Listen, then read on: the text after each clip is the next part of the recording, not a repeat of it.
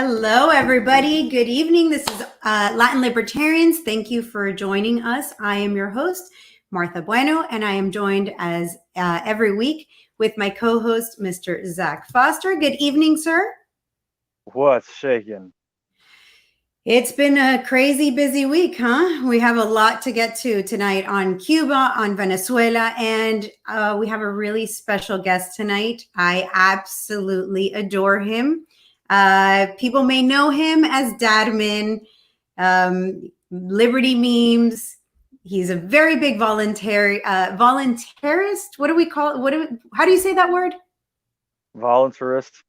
Voluntarist, something along those lines. But he does amazing work, not only for people of Cuba, but he also does great work for people within the United States. So we're going to have him on in a minute. Zach, you had some news about Venezuela too, because we can't forget Latin America is like on fire these days. We've got Peru that just elected a new socialist. LOL. I would actually say socialist is not the appropriate term for the president of Peru, because socialism is kind of an umbrella term that encompasses multiple centralized or centralization-based ideologies, or just at least alternative to capitalism ideologies, one of which was Karl Marx's self-made religion. That said, Pedro Castillo is a hardcore Marxist-Leninist who has made some very disturbing declarations, like, basically the Castros are his heroes. Everybody should be following Cuba. Hugo Chavez was a hero. And most importantly, and all the Venezuelan libertarians who have had to flee the country because the regime was going to kill them, they really appreciated this particular nugget of wisdom from Pedro Castillo. He said, "For me, there is democracy in Venezuela." Number one, LOL, because even from a Hoppian perspective, what they have in that country is not even democracy. They have voting. They have what other communist countries have. There is Team A and Team B, but whatever it is, the expansion of the secret police, or building the new hydroelectric dam, which is going to cause a lot of people to not get their food rations provided because the government's got to make choices. That shenanigans all going down. What I wanted to share with you guys tonight was the total LOL. There's a big hullabaloo that's happening in Peru right now, not just because the Marxist-Leninist president, the new president, wants to redo the Constitution, which, by the way, redoing the Constitution means abolishing a lot of civil protections in the old Constitution, definitely doing away with private property protections in the old Constitution, which the rhetoric is that this is directed against the Peruvian bourgeoisie or the ruling class or the 1%, whatever you want to call it. I promise you right there, the way that Pedro Castillo is going to go after private property is going to be absolutely devastating to the indigenous people of Peru who just became property owners like 20 years ago. The biggest critical difference that the Fujimori government, as corrupt and bloodthirsty as it was 20 years ago, biggest difference that they made was taking traditional native lands, and instead of recognizing that it was public domain or that it belonged to whatever corporation, they actually honored old treaties and they made them property owners. Anyway, what is LOL about Castillo? He named a number of crooks and terrorists to his cabinet. What do I mean when I say crooks and terrorists? The guy he nominated to be Minister of Justice was a Marxist guerrilla. Another one of the ministers that he nominated was part of the political wing of the Shining Path. The Shining Path is the bloodthirsty insurgency that started the Peruvian Civil War in the 80s. And then another one of his ministers did time for actual financial crimes.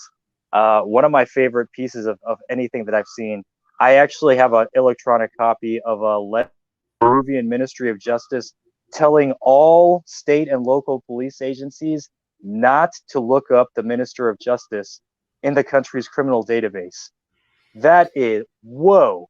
Even from a libertarian perspective, like, no. When all the police are getting a memorandum, do not look up this new top-level guy in the government, that's a problem, and Peru is well on its way to becoming a dumpster fire.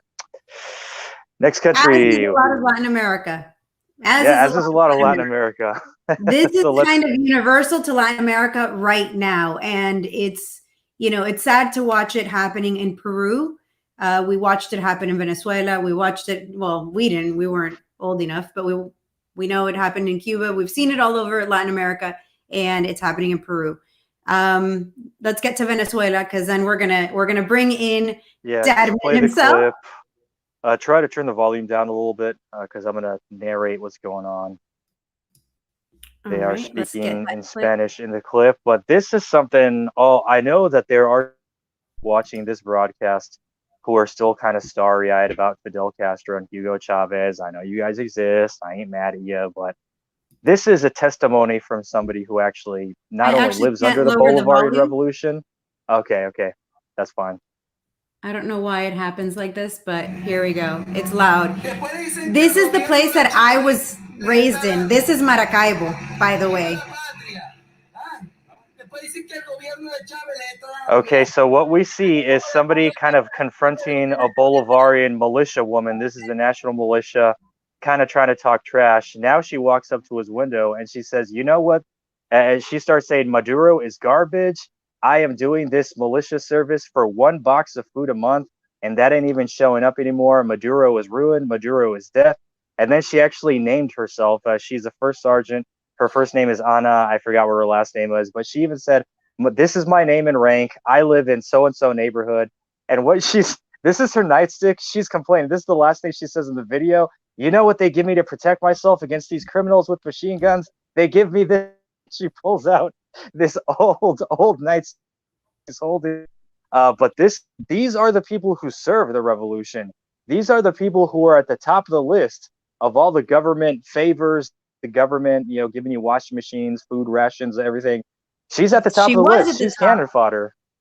Well, she's at the top of another list. She's at the top of a very different list now. I lived in that place that she's, that city, that was my city for 6 years. And when you sent me this video, I wanted to die with how horrible it looks. I mean, it wasn't very pretty before, but wow. I mean, we never saw trash. Yeah, like you never saw people, big old piled up trash, and then people digging through the trash for food, soldiers digging through the trash for food. That's the surprising thing, Zach. The first Venezuelan soldier I've seen digging through the trash. Yes, I have seen tons of video of Venezuelans digging through trash. This is probably the first time I've seen a military person. So, I think Venezuela is also falling apart, which there is some news tied in with Cuba that I'm going to share. But first, let's bring on the person that everybody wanted to see tonight. Yeah. Mr. Dadmin himself. Hello, David. How are you? Viva Cuba Libre. Tonight's show is in English, but come on, we got to do this in English. And well, most Americans that I know actually understand the Viva Cuba Libre because that harkens back all the way back to the Spanish-American War. So Americans knew how to say that. So maybe you're not a freaking boomer like me, but you're not a boomer. I'm older than you. No, Shush. I'm not. I'm only I like 40. to think that every day from the Spanish-American War was like the Bacardi commercial where like the hot Cuban insurgent girl is making eyes at the American soldier. Wow. Things that go on in my head. Time for us to cancel Zach Foster. Zach Foster was cancelable many episodes ago. I want to say, Dadmin, before you begin, that there is a protest that you were part of, and we have video from it. But this picture right here, to me, is just so powerful, especially the thing at the bottom. It's not the embargo, it's the regime. So I'm actually wearing a bracelet right now that says it's not the embargo, it's the regime. And these were printed out by our group here in New York City, SOS Cuba NYC. Right now, they're not really, we don't have like official affiliates or anything. We're still loosely confederated with SOS Cuba and some of the other movements, and we're mostly organizing our stuff on our own. But yeah, that rally that you're showing pictures from right now, I am the organizer of that rally. Let me show the video as well, which is... Oh, there's video. Diego, your video. Wow. Yep, I'm here with my friend Diego, by the way. I flew him in from Texas to be a part of this rally because he's from this area. Let me lower the volume there so we can actually talk over it. But this is amazing to see. Awesome work.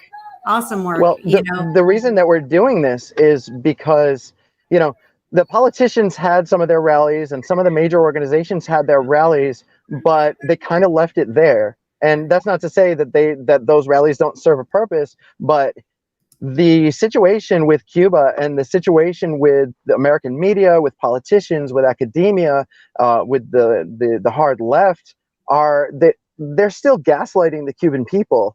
You know, the real Cubans that are on the street have something to say, and they're not being asked what that is. You know, for example, this is not about the embargo. I'm a libertarian, and I do have my own issues with the embargo, and I don't think that it should exist. But this issue right now, these protests are not mentioning the embargo. They're not mentioning remittances. They're not mentioning the ability to send food or medicine to their families. It's a total gaslighting, whitewashing of the reality of what's happening in Cuba so that they can preserve this fantasy image that they've painted about the island. And I'd like to know why they're doing that. You know, for example, Joe Biden had a few artists, or a hip hop artist and a few other Cuban American leaders to speak with him about the Cuba situation, but they still haven't asked the actual protesters what they're protesting about. None of the leaders of the protest movements have been invited to the White House. We've been organizing rallies here in New York City for, I'd say, about 3 weeks now. And we also, the one that we organized today, we had a few hundred people. We had to shut down Bergen Line Avenue between North Bergen, New Jersey and West New York, New Jersey. And the police departments of North Bergen, West New York, and Union City, which, by the way, is the original Cuban capital of the United States.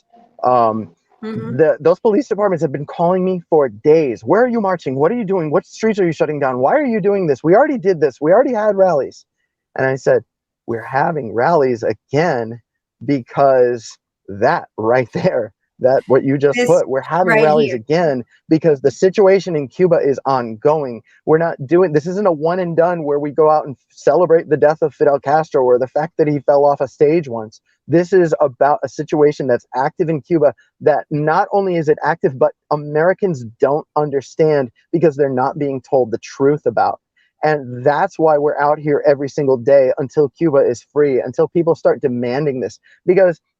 And that's why I started this rally that I'm having, that we had today, and the one that we've got coming up on Saturday. And I'll tell you more about that in a second. That's in New York City.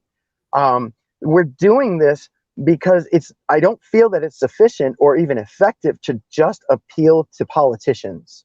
For our movement to just go in Washington, D.C. and the United Nations and have a protest of just us, the people who are involved in the Cuban Liberty Movement, in front of just politicians and dignitaries, because they don't care unless everybody asks for it and not just a single ethnic group or a single affected group.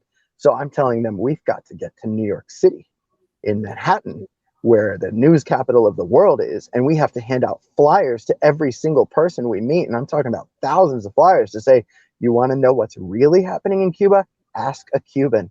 And that was one of the things that the Venezuelan protest movement had 10 years ago. One of the things they've always repeated was, you want to know what's happening in Venezuela? Ask a Venezuela. Don't talk to some, hip hop artist or a singer or a foreign dignitary or somebody who says, I study foreign affairs and can talk on any subject from any country. That is not who to talk to. Ask a Venezuelan, ask a Cuban, ask a Nicaraguan, ask a Peruvian. Find out what's really happening straight from the people who are on the streets protesting. So that's why we're doing this, because it's time to end the gaslighting. There is not a single Cuban in this country, in Cuba, in some other country around the world that does not have at least some story of suffering at the hands of the regime. Not one. You cannot find, even the ones who are communists, even the ones who protect the regime, or even the ones that go along to get along, they all have some sort of a story of some sort of suffering that they've gone through at the hands of this regime, or a family member or a friend or someone they know, whether they admit it or not. But in the majority right now, the exile community, the immigrant community, the people in Cuba who are protesting are all saying the same thing. And that is that it's time to end the repression. It's time to end the abuse. It's time to put an end to the fact that they can just disappear people at a whim. That's what people are asking for. They're not asking Joe Biden to make it easier to send remittances. They're not asking for COVID vaccines, which incidentally, about 5 months ago, the Cuban government announced that they were the first in the world to have their own COVID vaccine, They and that there also was enough, rejected and that vaccines. there was enough for everybody. They also rejected vaccines given out by the international community. They said, no, we don't need it. We have our own. They said we Which, don't by need the it way, because they we don't. have enough. Because Yeah. we have enough. So suddenly there's a protest on the island, which is, by the way, a black civil rights movement is how this started. It was hip hop artists who wanted to be free to express themselves and say what they want about the regime in the form of their artwork. And the majority, by the way, like 95% of current political prisoners in Cuba are black, and the government is white.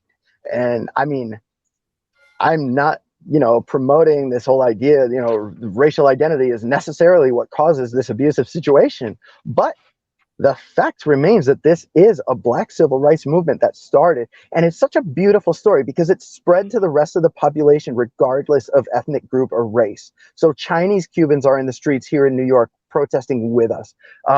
Black Cubans, white Cubans, just, the Jewish Cubans and Jehovah's Witness Cubans, and just everybody is out together being a part of this.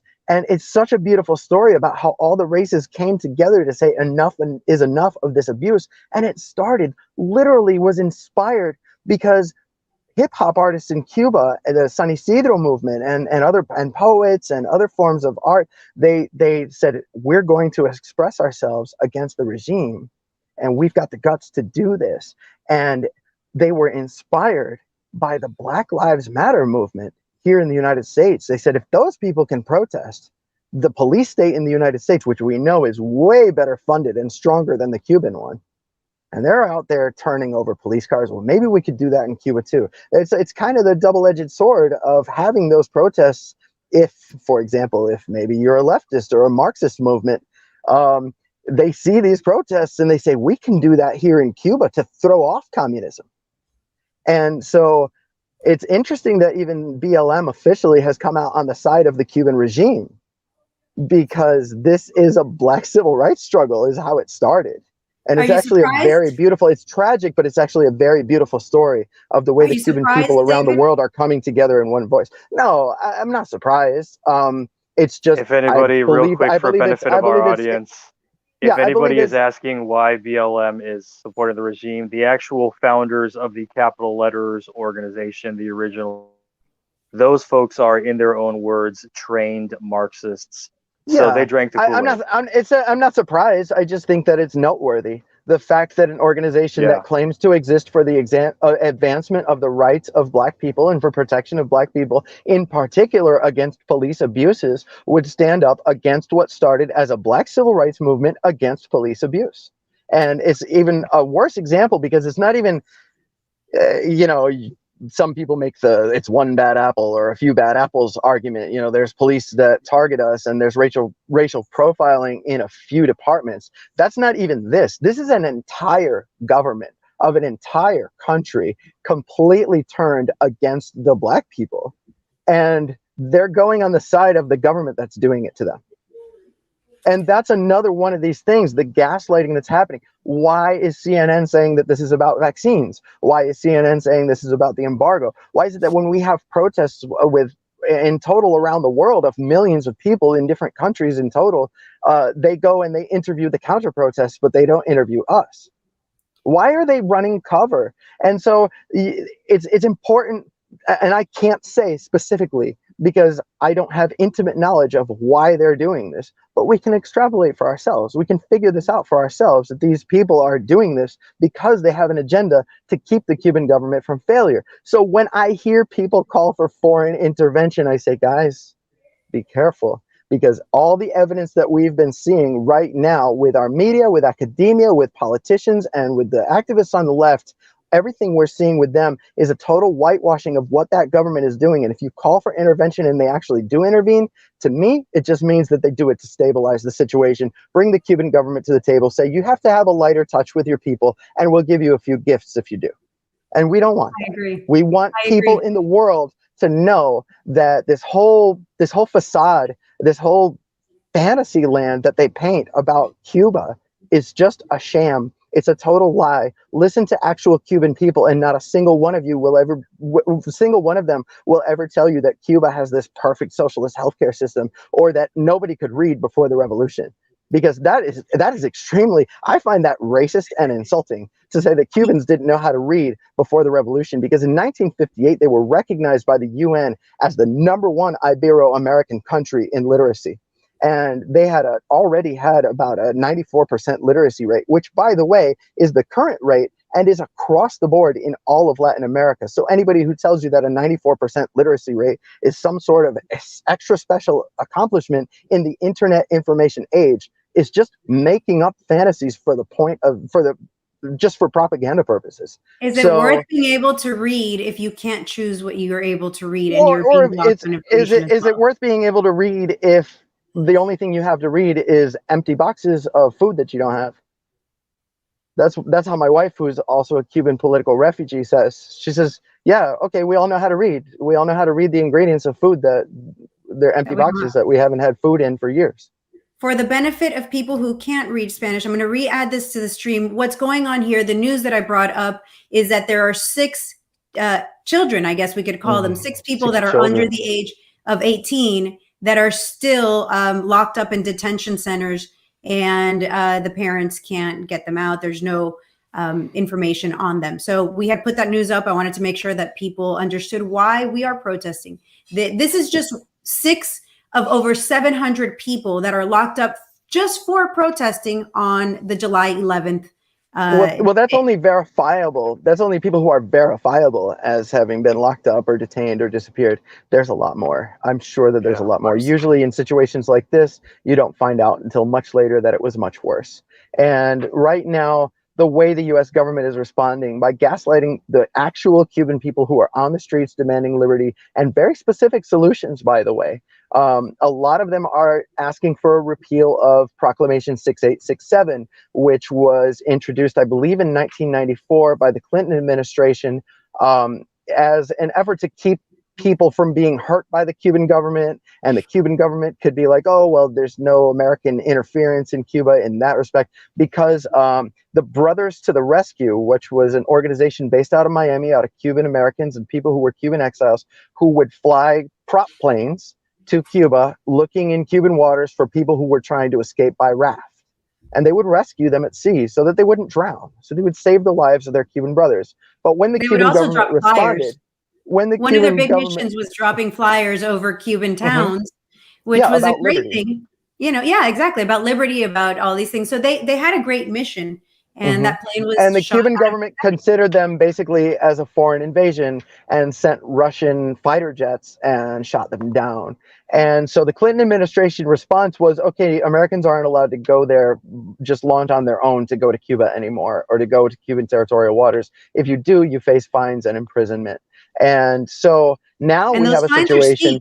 We need to tell people what those fines are. So you can face up to 10 years in jail. For example, yeah, you can get up to 10 years in jail just for rescuing somebody at sea. And you can also be fined $250,000 per day of your embarkation.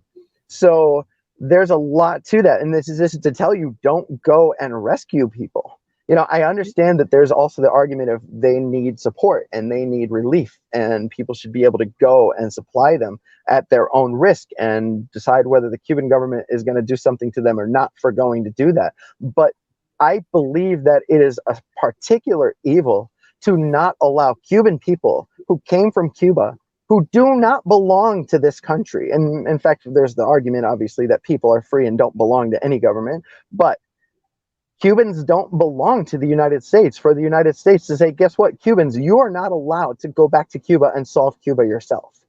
That's Proclamation 6867. And that's what we're calling for a repeal of. Americans don't belong to the government. We fought wars over this. We don't belong to the government. And so we should be free to go, if we want to go and solve Cuba on our own as private citizens, absent of foreign intervention, we should be allowed to do that too. Yeah, I mean, we had Cubans from Miami head out on boats a few weeks ago and just stay at that 12-mile marker from Cuba so that they didn't interfere. And they let off, fireworks. And it was a great mission to show the Cuban people that we are with them. But how much better would it have been if we would have been able to get closer and deliver aid, which is so needed? Which brings me absolutely. to And bring it directly to the Cuban people instead of relying on the Cuban government to pass it out to people. And that's what the Cuban government does. Lopez Obrador from Mexico sent 2 huge naval cargo ships to Cuba full of aid. And where did it end up? In the dollar stores. They're selling it to the Cuban people instead of giving it to them, because they nickel and dime them absolutely to death. And I do not mean like the way we as American libertarians complain about being nickel and dime to death by the government. I mean, every single step of the way, there's a way that they rob the Cuban people blind so they can't afford to live at all.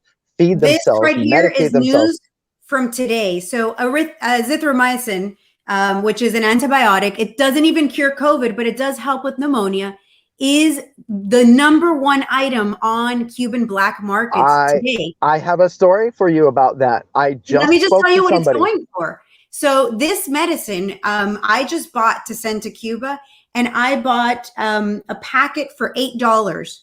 Obviously, I got it at cost, but $8. It is selling on the streets of Cuba for 7,000 pesos, which comes out to $300 US. $300 for a Zithro pack. Unbelievable. I was just speaking today to people from Cienfuegos, because I talked to people on the island about this, and they have family who are sick and needed antibiotics, and it took over a week to get them while they were in the hospital awaiting treatment, which incidentally is how my mother-in-law was murdered neglectfully by the Cuban regime. And what they're telling us is they waited so long for antibiotics until the doctor said, well, I can sell you the antibiotics. I've got them. Because the doctors themselves are on the streets selling the antibiotics, and the patients are trusting in their social health care system, thinking they're going to bring me my medicine when I need it. And meanwhile, the doctor is actually taking the medicine because he's connected to the party. He won't get in trouble for it. And he's selling it out on the streets for money. Again, nickel and diming the people to death with something that was supposed to already belong to them under their supposed socialist system. And in the hospital, they're just trusting that they'll get it. And the doctor says, well, you know, I could just sell you the antibiotics you're waiting for. And not only that, but in order to get a room in the hospital, they had to pay the doctor like a hotel rate. Yeah. And wait, okay, I have to ask you, because we always talk about Cuban doctors being exported around the world because they're so great and they're I have to show you this news, because I think that it just absolutely destroys what, you know, the narrative is. And it is that there are 200 Venezuelan doctors that just arrived in Cuba because they don't have enough doctors well, to that's because actually Cuba serve has the sent them Cuban around the people. world. Huh? So now Venezuela is sending doctors back to Cuba because Cuba doesn't have enough doctors, because they sent them all to Venezuela, Mozambique, to Angola, to Nicaragua, to everywhere. And that's the thing that the Cuban government does. And the thing that they do, the reason this is important, this is a form of human trafficking for goods.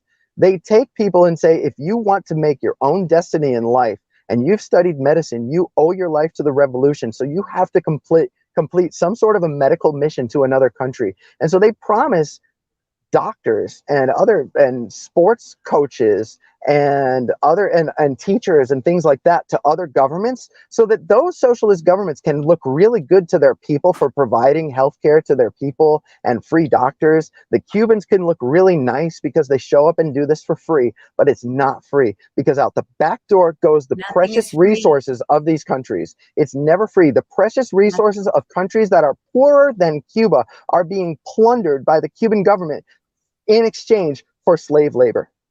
So there are no sanitary napkins in Cuba, besides medicine, besides not having toothpaste, besides not having soap, besides not having the basic necessities. There are no sanitary napkins. This is a news story today from Cuba saying that they have over 400,000 sanitary napkins just waiting in the factory that they can't actually send to the stores because there's no gasoline.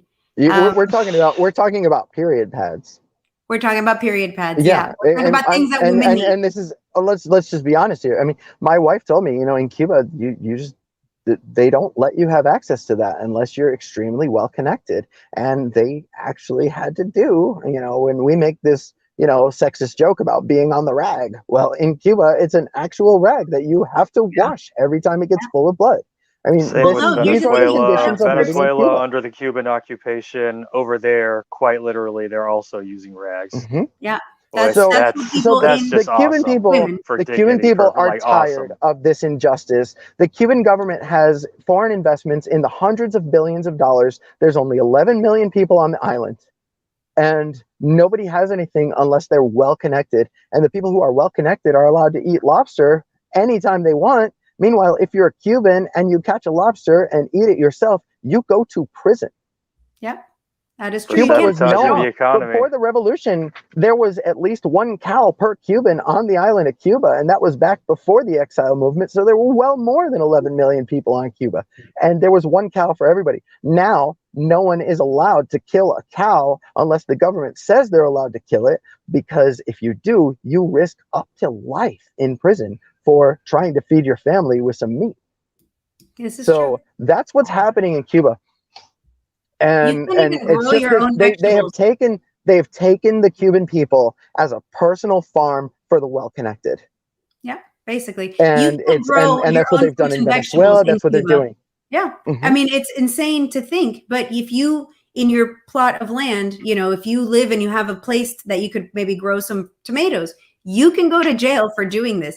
The insanity of the regime and the audacity to blame the United States embargo when the United States embargo is not the reason why. Well, I The have U.S. to bring it embargo up, David. I know sucks. I saw the face you made. I have to bring it up Yeah. because I keep hearing this time and time again, especially amongst libertarians. No, my face isn't at you. My face is at these people who are like, well, if we just end the embargo, the Cuban people can eat again. And that's just not we true, just because ended the even when we end the embargo, they're communism will still not work. going to let the Cuban people eat, because the Cuban Communist government has to be the administrators of absolutely every resource. And they will not give it to anybody, because they never have. And even in the case of the embargo, the food and medicine argument goes out the door, because OFAC, the Office of Foreign Assets Controls at the Treasury, prioritizes agricultural, food, and medicine shipments to Cuba from the United States in the amounts of hundreds of millions of dollars per year. So that argument's completely out the window, and Cuba trades with 192 other countries. So, Yeah. I mean, the embargo is just to keep American businesses from trading directly with Cuban government-owned businesses, and that's it. But if it's medicine and agriculture, it's prioritized. And yet, so what are we can't eat. talking about here? The problem is a repressive, oppressive communist regime that uses its people as a personal farm until they're dried up and dead. And it is, and if they speak up about it and say, I don't want to be your slave anymore, they get tortured, they get lacerated with rebar in the streets if they're protesting, and they get disappeared or murdered. And this has happened. And this has happened almost over the expanse of 7 decades. And it's time that the world stop painting Cuba as some fantasy land that has no basis in reality. So this article here, that today there are 98 dead in Cuba from coronavirus and over 9,363 cases. The second highest day was August 1st. I would be inclined to invert those two statistics. That's just my instinct. Based on my experience dealing with this country, my instinct is to invert those two statistics from the way they're presented. 9,000 cases versus 98 deaths. I would invert those two. That would be a lot more consistent with my experience working with Cubans and Cuba's crises. It's many, many crises. Right. Well, just a few days ago, they had 87 deaths. So, I mean, there's a consistent amount of people passing away. David, would you say that the protests in Cuba had anything to do with COVID? I mean, it's really funny if they're saying that the protests in Cuba did have anything to do with spreading COVID, because actually the U.S. media has been saying that these protesters might be responsible for a spike in COVID in Cuba. Meanwhile, last year during protests in the United States, where nobody was social distancing and wearing masks at the height of the American pandemic, what they called it, they started writing articles about how healthy it is to get out and protest with a lot of people during a pandemic. So where are we here? But I do want to say, I do have to wrap this up. I have another engagement pretty soon, and I've got some places to go. But we have a march on Saturday against communism, and I'm calling a spade a spade. We are calling this communism. I'm not saying dictators and totalitarianism, which is important, that we be against all of those things. But right now, there are countries that are very specifically suffering the evils of communism. And our own country appears to be running cover for those countries, which is very wrong. So we're bringing this to the American public, to the American people, on Saturday at 4 p.m. in Times Square, Manhattan, news capital of the world. We're having this rally here, which, as you see, has a Venezuelan flag, has got a Nicaraguan flag, a Peruvian flag, and a Cuban flag. And we're calling it Fighting for Liberty for all Latin Americans that are suffering under communism right now. And we're inviting Chinese people, Lithuanians, Ukrainians, anybody who's suffered under communism around the world or is currently suffering to march with us on Saturday, 4 p.m. at Times Square in Manhattan. Perfect. Times Square, Manhattan. Now you guys all heard it. If you are in New York City, please stop by Times Square. And for gosh sakes, even if you're not Latino, even if you don't have family in Cuba, or even if or especially if you're opposed to U.S. intervention in Cuba, this is the way to do it, because this sheds light on the subject and tells the truth about what's really happening there. That's what we want. We want public opinion to change and people to stop painting this as some sort of a fantasy land, because these communist governments really rely on their ability to get people to promote their public image for them. And when their public image is damaged, it really hurts everything that they're doing. And the people in their countries begin to wake up to these lies. And that's what's happening in Cuba. And if you are a liberty activist, absolutely anywhere, Latino or not, Cuban or not, this is your fight. Because for some reason, our own government is covering up the abuses of communism. And it kind of makes you suspect that they want communism. All right, real quick, before you leave, please, for the benefit of our audience, would you tell a CSI story? Oh, man, that's such a long story too. No, it'll be really quick, actually. Yeah. I can tell you really quick. There is a Cuban version of basically it's a police series, CSI type thing. It's called Tras la Huella, which means following the clues. And I worked for several years in other countries inciting defections or talking to Cuban baseball players and convincing them of their talents and their ability to better their lives and their families' lives by playing professional baseball, which is a criminal act on the island of Cuba. It's called inciting the illegal abandonment of the national territory. And so for having gone around the world, I'm charged with that in Cuba. I'm wanted in Cuba, and they made a whole CSI episode about it, where they at the beginning of the episode, they say that they've changed the names and or faces of the characters or whatever to save their identities or whatever. And not mine. There's my own handwritten letter that I gave to a baseball player about how to escape. And my name and signature are very prominent and clearly shown on the screen of the episode. So I might not be Cuban, but my wife's family comes from Cuba. My children identify as Cuban, and I consider my children to be blood of my own blood. So I'm Cuban family at this point. This fight is absolutely my fight. And I would love to not be in exile in a beautiful country that I can't, that I've never even been to, but I have family in. I would love to be able to go there. So this fight is my fight as much as it's anybody else's, as much as it's any other liberty activist's fight. And I can't thank you enough for adopting my family's country, your country now, and fighting, because, we definitely need this. And you are a tremendous voice, not only in the liberty movement, but for Cuba, for communism, for everything you do. Cannot thank you enough. And thank you for being with us. I was going to ask you about the Cuban baseball players that defected here in Miami, but we'll save that for another day if you want. Yeah, we can talk about that another time. I'm willing to talk about that too. Yeah. All right. Well, you have to get going. So again, thank you so much. I wanted to say one more thing. Yeah. I am absolutely done with any Cuban celebrity that hasn't spoken up about this.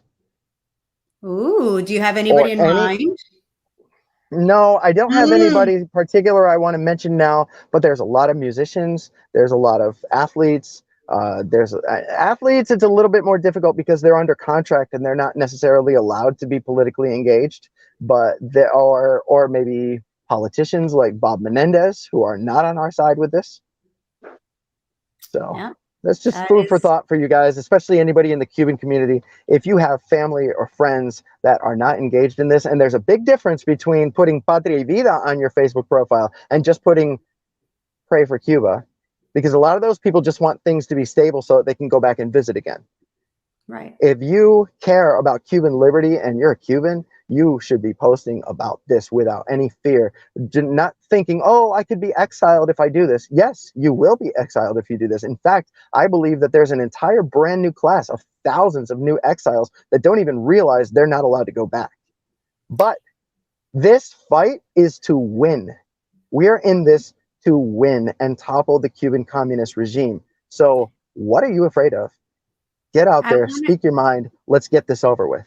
I want to also invite people to your next event, which I will also be a part of. We are on Clubhouse. We're going to be talking about the situation in Cuba. So anybody that's on Clubhouse and wants to hear David speak some more about the situation will be on there over at 10 o'clock, which is why David... And I will tell you, my friend Diego here, another Cuban American who's from here in New Jersey, he will also be joining us in that Clubhouse. Wait, is that Diego Rivera next to you? That is Diego Rivera, Zach. You want to say hi? He says, "What up?" All right, we're gonna continue our bromance off the screen. He said he'll continue his bromance off the screen. God bless you guys. Thank you for having me. Thank you, David. I appreciate you being on here. Appreciate you. Thank you. Good night. All right. Well, Zach, I'm going to now continue on, if it's okay, with the stories from Cuba. Today, the news story, the big news story on the island is that the Cuban morgues can't keep up and that they are starting to do what we saw spread around the rest of the world, which is to create mass graves. And that's just the reality of COVID and the situation. But it is, I find that the reality of what happens in Cuba versus what people think of Cuba, they think of this Cuban healthcare system like it's amazing. People are dying, and what's worse, they have nothing to do with, they can't even keep up. It's so sad. Like I said earlier, erythromycin is going for $300 for a small pack for, just a few pills.